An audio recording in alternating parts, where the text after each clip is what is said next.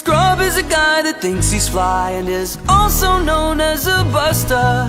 Always talking about what he wants and just sits on his broke ass. So no, I don't want your number, no, I don't wanna give you mine, and no, I don't wanna meet you nowhere, no, don't want none of your time, and no, I don't want no scrub. A scrub is a guy that can't get no love from me, hanging out the passenger side of his best friend's ride, trying to holler at me. I don't want no scrub. A scrub is a guy that can't get no love from me, hanging out the passenger side of his best friend's ride, trying to holler at me. Scrub checking me, but his game is kinda weak, and I know that he cannot approach me, cause I'm looking like glass and he's looking like Now we're recording. Hello. Hi. Welcome to Two Chicks. Sorry it's so late for the evening here. Right. Well, they don't know that That's because we're going to just post this afterwards. But for those of you who don't know, we are in Chicago recording our Two Chicks. It's about almost midnight. Which correlates kind of a bit with our movie theme this month, which is It's in honor of New Year's. Yep. And it's called 200 Cigarettes. And regardless of the bad name, it's actually a good movie. It came out in 1999, so kind of like the end of the millennium there. So a new one. It has a very star-studded cast, like huge names. There's so many people in this one. Paul Rudd. But they're all babies. Yeah, oh my gosh. Paul Rudd, who never ages anyway. Babies. Paul Rudd, Christina Ricci, Martha Plimpton, David Chappelle, Ben Affleck, Casey Affleck, Janine Garofalo, Kate Hudson, Courtney Love, Jay Moore, and a guest appearance by Mr. Elvis Costello. I know. That was so weird. So the premise of the movie is it's a New Year's Eve, and it's in New York City, and it's definitely focused on the 80s. Yep, 1981 is what the year it's supposed to be set in. That's right, because there's a line in there with Christina Ricci. 1982 is going to be such a good year. I was about a month old in 1981. 1981 was the beginning of 8th grade for me. Yep. Because I graduated from 8th grade in 1982. Not that that gives you any idea how old I am. Anyway, so the premise of the movie is it's one of those where there's all these different storylines going on. They're all interconnected. Probably 5 or 6 different stories. I think at least 6. Yeah, at least 6. They all get wrapped up to the end as far as, you find a way. They all actually are interwoven into each other. It's kind of a complex plot. Yeah, they're trying to make it to this one party that Martha Plimpton is actually hosting. So they all know her somehow, and they're all trying to make it to this party tonight. So there's various forms of people who show up early, people who show up really late, and it's a very interesting movie. It's just kind of how it's kind of like Love Actually or the Valentine's Day or New Year's Day movies where they all have different separate storylines and there's twists and stuff. So they kind of set the precedent for that, I think, a little bit as far as that's concerned. But so why don't we run through the cast first of all? Well, we did already. Oh, did we really? Yeah. The whole thing? Oh my goodness! The main ones. I basically. missed that. Sorry, we're a little tired. We're filming this, it's late at night, so we're a little tired. It was actually an MTV production. Oh, yep, I remember that MTV. Back when MTV actually played videos. Yeah.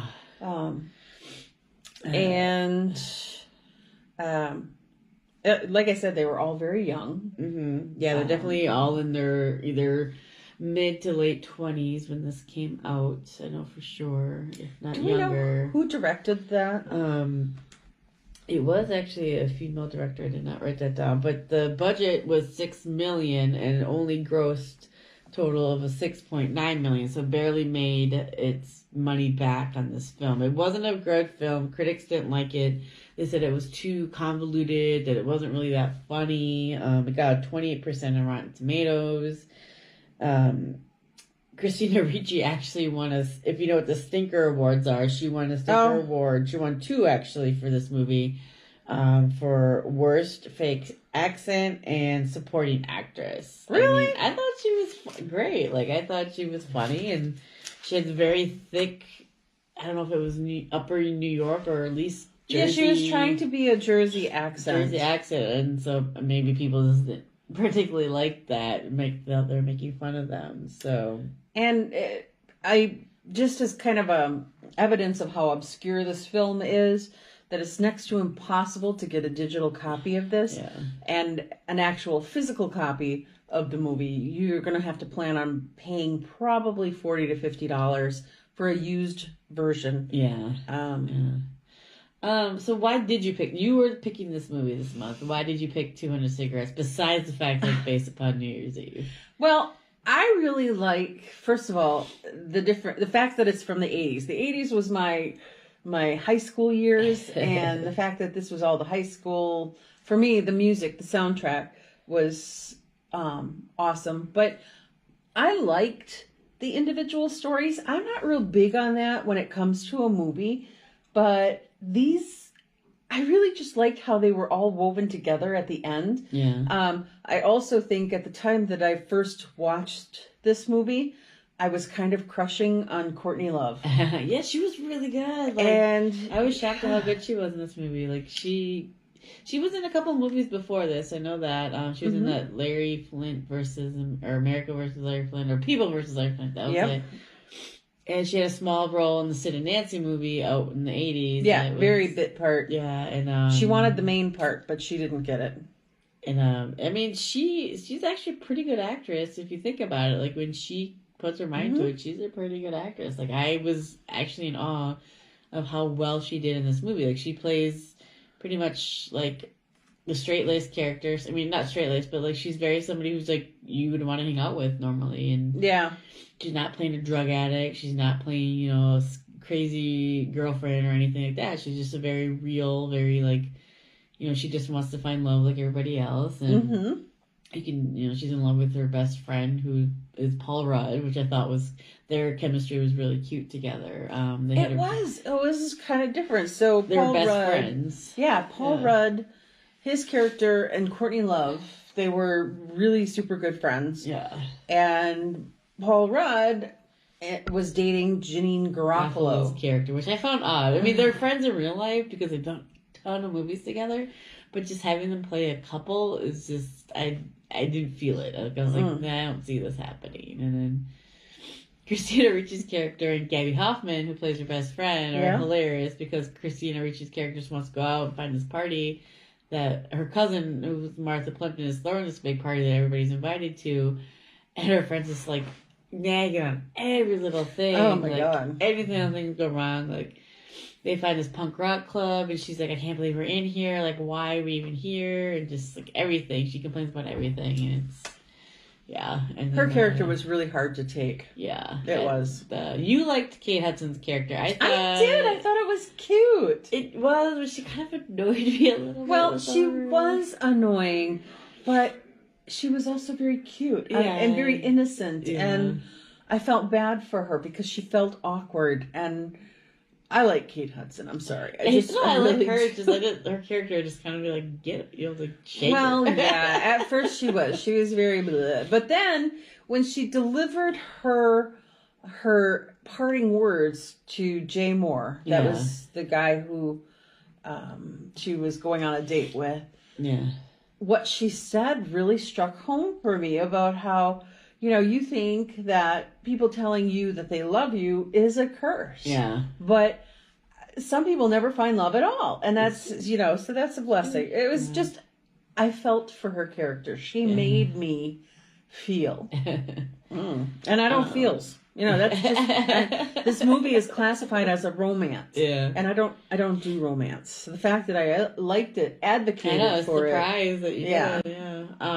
I felt probably the worst person I felt bad about was Ben Affleck's character. He actually, funny story, he wasn't supposed to really get top billing because he did this movie in support of his brother Casey. Like Mm-hmm. he did it to make sure Casey got like like if he was in it, he's like, okay, my brother's in this movie. Like he was only wanted to be in to help promote the movie for his brother, Okay. and he kind of got a little bit of top billing for it because I mean he's Ben Mhm. Affleck, he. But then I don't know if this was before or after Good Will Hunting. I'm not sure, but he'd been in other movies before, and yeah, he was shocked at how kind of big not really big, but like how much of his role played an important part. Mm-hmm. But I felt bad for his character because he was like this nice guy who like was getting kind of stepped on by the two women, and I was just like, he's just a bartender who's just trying to have some fun, and these women are just like, you're not good enough for us. Well, he was studying law, Yeah. and it seemed like the general slant of this movie was towards the artist. Yeah. And I don't know if you've never really seen or read anything about how the artist aspect of New York City, like the galleries in Soho and Especially stuff in the like 80s. that. Oh my gosh. Yeah. Yeah. Well, Andy Warhol, Yeah, he made and- that all big. What was that? The Factory or The Factory, yeah. um And Studio 54, I think, was still somewhat around. and yeah. Being an artist in New York was kind of considered like, ooh, you're top dog. Because otherwise you're like a yuppie or Wall Street, person.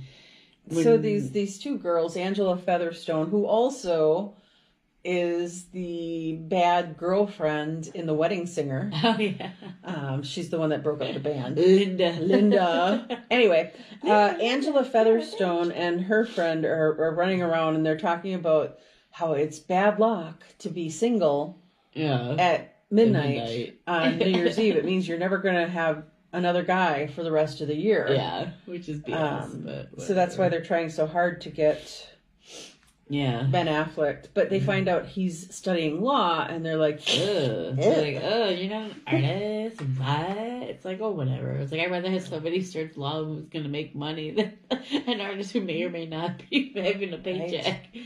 Right.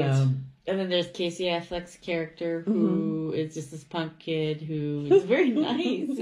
He's a goth guy He's a goth punk guy who looks scary as all hell because he's wearing dog chains and spiky hair, Yeah. and leather, and stuff. It's just like he comes off like the Christina Ricci's character is like kind of put off by him, but then like he starts talking. He's a super sweet guy. yeah. But I liked the solid interwoven parts of the movie. I thought that How they all come together. how they all come together and related throughout the show. Another thing I found interesting was that any song that was being played kind of ties in with the scene that's being played. Like there was one where they said something about oh my gosh, I can't remember the line, but then all of a sudden the song representing that line came on the next scene to represent that song, kind of like, oh, this is what that scene's about, so we're going to play this song. I thought that was kind of cool. I was like, oh. So, and the one thing that I really got a kick out of in this movie, so Dave Chappelle plays a cabbie. And this cabbie is working on New Year's Eve. And it just so happens that while we have all these different independent storylines that are going on, the one thing that links them all together is that this cabbie has picked up every single one of these individual storylines at some time during the movie. Yeah. Well, I don't think he picked up Christina Ricci's character. Did he? Oh, maybe he didn't, but he did meet up with her at the end of the party. Okay, Yeah. gotcha. So, For the most part, he was giving rides to basically everybody except for like a handful of people. yeah, and he was kind of like this therapist cab driver giving people advice. Yeah.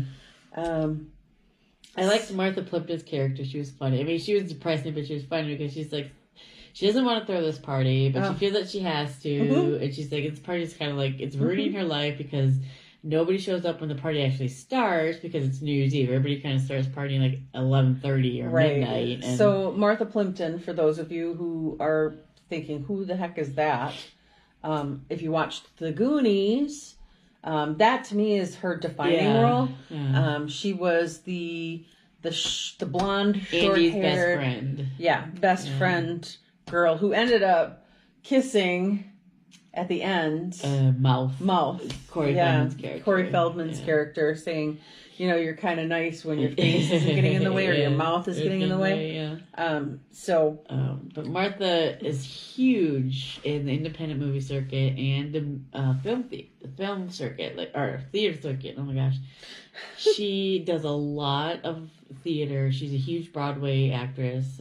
If you would mention her name, people are like, oh yeah, Martha. Like she does like theater, like plays. Like she doesn't do musicals, but she's done a lot of like big name plays. Okay. She actually, sad note, but she was actually dating either Joaquin or River when River Phoenix died at the Viper Room. She was there when that happened. She was really good friends with that group. Okay. Who were there the night that happened. I think she was dating Joaquin at the time. But she was there the night that River Phoenix passed away. So that whole group that used to hang out like that, she was a big part of that group. Oh, and her paternal grandfather is John Carradine. Oh, yeah. And she's really good friends with Keanu Reeves. Like she was in the Parenthood movie with him. Okay. I think they played boyfriend and girlfriend, actually. So it says she started her career as a model during the 1980s campaign for Calvin Klein. Mm-hmm. Oh, well, she's got that in common with Brooke Shields. Yeah. Mm-hmm. She made her feature film debut in 1981 in a film called Rollover. Don't know. 84, she appeared in a Deep South drama called The River Rat opposite Tommy Lee Jones as his daughter. Mm-hmm. But then her breakthrough performance, we just mentioned that, was as Steph in The Goonies. Yes. And she also appeared that year in Family Ties. Mm-hmm. She was in Mosquito Coast with Harrison Ford. Shy People with Barbara Hershey. Mm-hmm. Stars and Bars, never heard of it. And with Running on Empty, which was starring River Phoenix. Mm-hmm. She became active in theater. You said that? Yes. She appeared in Woody Allen's film Another Woman, and with Jamie Gertz as a cancer patient in Zwei Frauen. I've never heard of that one. Yeah, she was huge in like mid 80s, early 90s. She was in Parenthood. Yep. And she appeared with Joaquin Phoenix in Parenthood. Mm-hmm. Yep, Joaquin and Keanu Reeves. She appeared with Robert De Niro in Stanley and Iris. Mm-hmm. And also starred alongside Eric Stoltz. Yeah, like she's had an amazing career. She was in Raising Hope TV show. Cuba Gooding with Daybreak. Mm-hmm. And she kind of got out of the TV film life and does more theater now. So yeah, she became involved with Steppenwolf Theater. Yep. Playing Hedda Gabler. Hedda Gabler. In Chicago. Yep. Where we are right now. She appeared in a John Waters film. Uh-huh. Yeah, she's led a pretty interesting career. She tends to take more on the darker roles later in life. And although 200 Cigarettes got negative reviews, they actually wrote good things about Martha. Yep. So, I mean, with big names like, Ben Affleck and Paul Rudd being in this movie, it's kind of interesting that her career kind of gets put on the background with that, because she is a very well-known actress, just in only certain circuits. Like, some people would be like, who the heck is that? And some people, oh my God, we know who she is. It says she got a 2008 Entertainment Weekly photo issue, and she was labeled as one of the hardest working actresses in showbiz. Yeah. Raising Hope. I mean, everybody knows Christina Ricci too, and like Kate Hudson. Oh my God. She's got an interesting career, and every role that she's in, I've liked her in, because she plays like honest characters and like in-depth characters who have a lot of. Yeah, somebody said she played a drug addict. Yeah, a lot. Yeah, she does it because she has an interesting look to her. She has this look that's like not classic Hollywood at all, and it's just very like real. Like she has a very real look to her. So one of the things that we normally do is a food segment. Yeah, and well, we don't have any food, but we wanted to do, and here's an iconic, I think, scene. or a couple of scenes from the movie. Martha Plimpton's character, for her party, makes a crab dip, which everybody likes. which everybody loves in the end. Even Elvis And Costello she loved talks it. about how, I got it off the box of cream cheese. And at the end of the movie, spoiler alert, the crab dip, when she wakes up in the morning and she sees that all this party happened without her, the crab dip container is empty, but there are a pair of glasses in the crab dip bowl. And they're Elvis Costello's glasses, and she freaks out because she walks around seeing that anyway. So we wanted to have crab dip, but we are not having crab dip. So ta-da, fake food. You can find the recipe in the back of a cream cheese box. Apparently, I didn't know you could do that. If not, Pinterest probably works in today's modern age. Yeah. Trivia. Did you have trivia written down? A little bit, but We not kind of talked about it a little bit. Yeah. You talked about how Ben Affleck signed on to the film because of his brother Casey. Yes. Christina Ricci said in an interview that while shooting in the East Village, the landlord of one of the buildings they shot in front of did not want the building featured in the movie because she was personally against smoking due to her father dying of lung cancer. So she orchestrated antics to sabotage the shooting, including hanging a no smoking sign in one of the windows, covering the posts on the street with aluminum foil, and singing "Row, row, row your boat" during filming. She even almost punched out an extra for stepping onto the stoop during a shot and walked towards the camera with the no smoking sign while singing. That's crazy. Jenny McCarthy was considered for the role of Cindy, and Cindy is the one that Kate Hudson played. Yeah. And so Dave Chappelle, Guillermo Diaz, and Janine Garofalo all appeared in 1998 American stoner comedy film Half Baked. So a lot of these people have worked together before. Yeah. And worked together again. Yeah. I know Paul Rudd and Janie Garofalo have done a lot of movies together. Oh, and here, during the filming, Casey Affleck mentioned to Kate Hudson that Romeo and Juliet by Dire Straits was one of his favorite love songs. So Hudson secretly convinced director Risa Brayman Garcia to play the song during Affleck's and Hudson's final scene together as a surprise for him. And Casey didn't find out until he watched the movie at the premiere. So speaking of music, I mean, this movie has a really good soundtrack. You got a mix from the 70s and early 80s. Like, disco was still kind of around. It hadn't officially gone away yet. Or turned into house music, as, you know, people should know that that's what really happened to it. Yeah, it didn't disappear altogether. So you get a nice, interesting mix of, like, old school and then the new wave stuff that was coming out. Yep. I don't even know if you can get the soundtrack easily. I know Tainted Love is on there, which was interesting. Yep. Just like a few of Elvis Costello's songs are on there, and Dire Straits, like you mentioned. It's a really good soundtrack if you like that kind of music, because it got a little bit of everything. And it's got some punk rock music, it's got some mellow music, it's got disco, it's got new wave, it's got a lot of good mix of the two decades that it kind of represents. Yeah, let's see here. Cruel to Be Kind by Nick Lowe, we were talking about that today. I know. Okay, we're coming to that. In the Flesh by Blondie, Just What I Needed by the Cars. I Want Candy. Yeah, Our Lips Are Sealed. Boogie Wonderland, which is the 70s, big 70s. Ladies Night, Cool and the Gay. More Than This, Roxy Music. That is an awesome song, and that's how they finish a lot of... I can't remember, somebody's little bit finished with More Than This. What's so funny about Peace, Love, and Understanding? That's Elvis Costello. Yeah. And I think that actually is towards the end of the movie. Yes. When everybody's During little the credits. Yeah, because I was thinking it when I was watching the movie.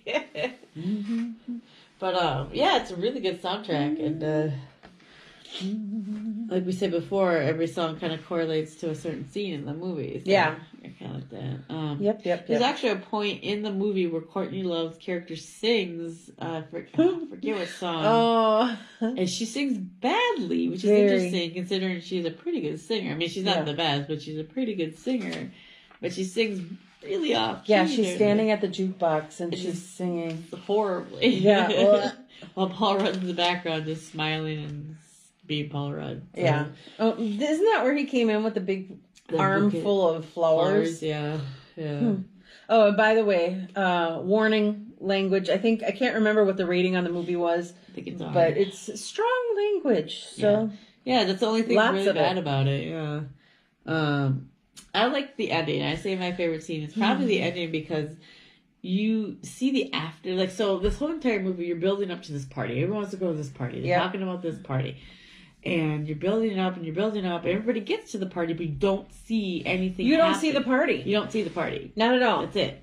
It cuts to right after everybody shows up. It cuts directly to after the party. Mm-hmm. Like Martha Plimpton's character, she fell asleep. Like she was waiting for her because she got really drunk and Yeah. passed out. She was drinking. She was depressed because she didn't think anybody was going to come to Yeah. her party. and she passes out. So this entire party happens without her, and all she knows is what people are telling her. So Mm-hmm. the ending's kind of cool because you see the aftermath of the party where Mhm. certain people are getting together and certain people are splitting apart, Mhm. and just like she realizes that Elvis Costello showed up to her party and was apparently carrying around like a mannequin. And so the very, very end is Dave Chappelle's character coming in, like he took pictures. And He was the tells- cabbie, yeah, and he's got these little Polaroid pictures. Yeah, Polaroid pictures of the everybody. party. And so you kind of get more of what happened and how these storylines came about. because he gives you a And narrative. he gives you narratives. So it's I like that. I thought that was kind of cool. Well, and his descriptions of them, Oh, yeah. talking about how he doesn't say names. He's just Yeah. talking about how tall, ugly girl. yeah, or was the the- transvestite. or the the necrophiliac. necrophiliac who was Elvis Costello. He was chasing around with this dead girl. Yeah, it was interesting, and I Mm-hmm. think in the end everybody got what they deserve. Yeah. Honestly, I mean, What they wanted, what they wanted, deserved. what they deserved. Yeah, the whole It thing. just- yeah, it was. I liked it. It was the first time I've ever seen it. Mm-hmm. It's a nostalgic pick for you because I know, Mr. Amon and I loved the movie. yeah. He was so excited to watch it with me. And I don't know if it's just, well, he's a romantic, first of Yes. all, but He's the squishy. soundtrack too. He is squishy. So, Do you you want to talk about 7 Degrees of Tom Yes. Hanks? Woo! Let's So do 7 it. Degrees of Tom Hanks. Okay, this one's a fun one. This- I yeah. really I don't know had a how good you came time up- with this. I don't know how you came up with it, but yeah. As you know, we believe that every movie that we talk about on this show can be taken back to Tom Hanks in 7 degrees or less. So, and this one was no exception to that rule. So we're going to start with number 1, Elvis Costello. Elvis Costello had a brief part. We saw him maybe 2 times in this movie. Yeah. All right. So Elvis Costello, he was in a band, and he co-wrote several songs with Nick Lowe. Nick Lowe did "Cruel to Be Kind," which was also in this movie. But Nick Lowe also not any relation to Rob Lowe or Chad Rob Lowe. or Chad Lowe. He wrote music for his ex-wife, Carlene Carter. Okay, so we've got Elvis, Nick Lowe, Carlene Carter, number 3. When he did the Cruel to Be Kind, Carlene appeared in the video with that, and they also used their own wedding footage for the video. He wrote music for her, Carlene Carter. You'll recognize the name from June Carter Cash. Anyway, Carlene Carter was a cousin to former President Jimmy Carter.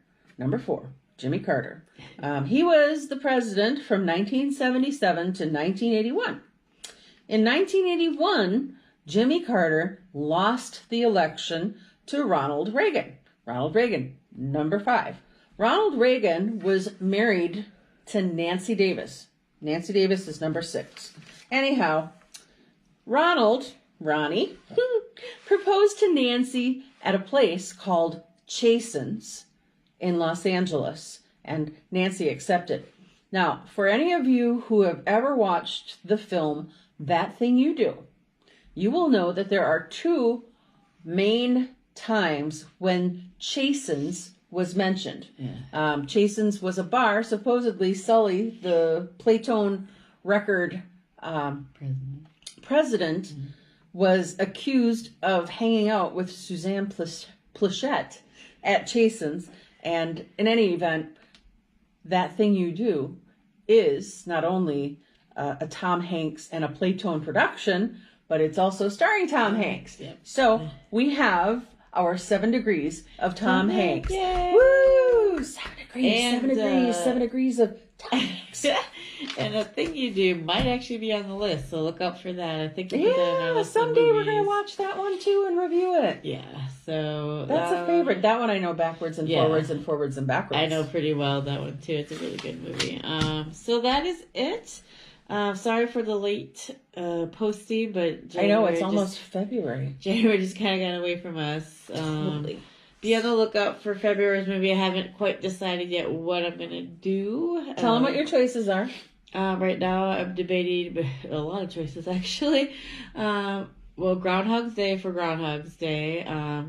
I might torture her and try to do a Valentine's Day movie, but I'm not sure yet. Hey, we did a romance. We Oh, did a cool. romance. Otherwise, there's actually a President's Day called There's Election, the very dark comedy Election starring Reese Witherspoon and Matthew Broderick. Oh, there's so I much might- going on in February. I might do that as far as for representing President's Day.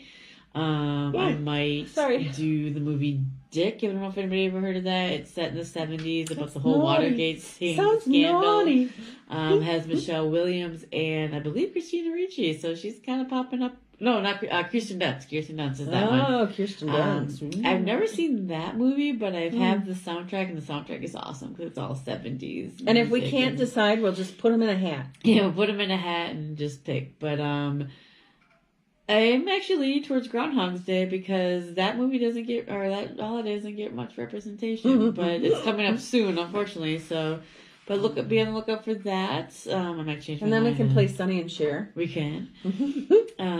But be on the lookout for that. We don't know when we're gonna film that since February. We will announce it on the Two Chicks website. Yeah, so stay stay tuned. tuned or posted or whatever. But thanks for watching. Thanks. Bye. Bye.